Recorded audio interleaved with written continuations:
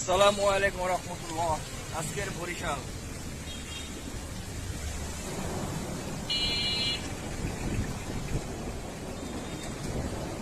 পানি আর পানি, বন্যা আর পানি, সব জায়গায় পানি উঠে ভরে গেছে বরিশালে।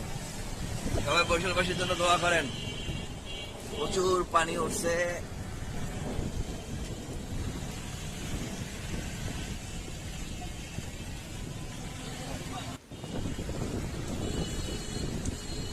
শুধু পানি আর পানি, আর কিছুই নেই।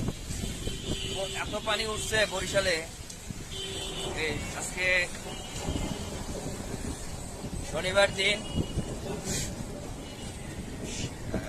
সারাদিন বৃষ্টি হয়েছে।